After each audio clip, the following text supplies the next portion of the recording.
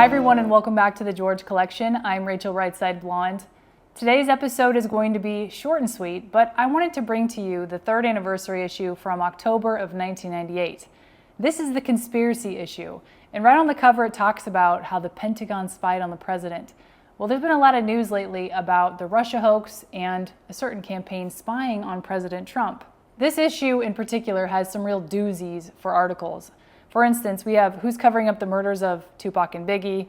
We have a story by Oliver Stone about our counterfeit history. We have the story of James McDougal and how he mysteriously died in prison. We have a story about how spies lost $4 billion. The National Reconnaissance Office is a top-secret spy organization whose satellites help pinpoint the targets in the recent bombings of Sudan and Afghanistan. So how did an agency that can photograph a license plate from outer space lose billions of dollars from its own budget? Wow. On page 121 it says this: now that Bill Clinton has admitted the truth about Monica Lewinsky, his critics are crowing that everything they ever accused the president of, from the covering up of the murder of Vincent Foster to fathering a prostitute's child, is true. Are the Clinton haters right? Can we no longer trust our president on any score? Such an interesting little blurb in the conspiracy issue from JFK Jr. Later on it talks about all the journalists who concocted elaborate conspiracy theories suggesting that Vince Foster may have been murdered.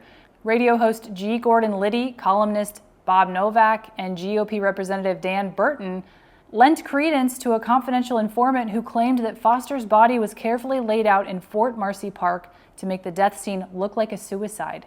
With a gun and a pumpkin, Burton even reenacted the alleged murder in his backyard.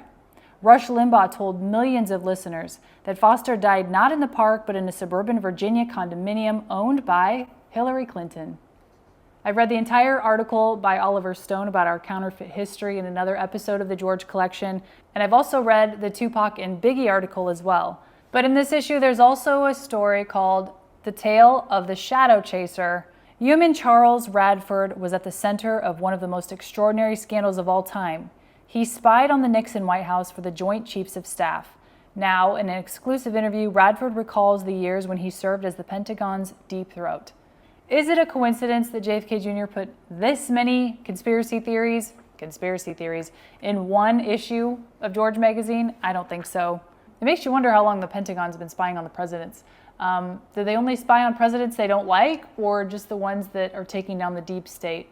I wonder how this works. I don't know.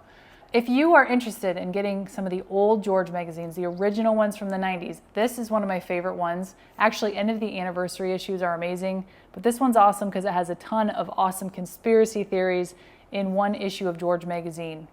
So you can find it on eBay, I'm sure, but it's the third anniversary issue from October of 1998 with Edward Norton on the cover.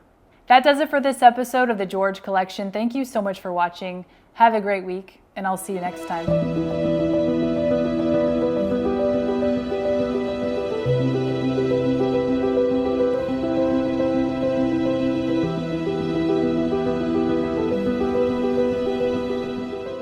Of this extraordinary magazine, George, which is a hoot of a magazine. I thought you were a lawyer. I was. What happened? Well, we decided, actually taking cue from folks like yourself and you around the 1992 election, that there was an opportunity here to change the definition of a political magazine. Certainly the way Americans were accessing information about politics and politicians was changing.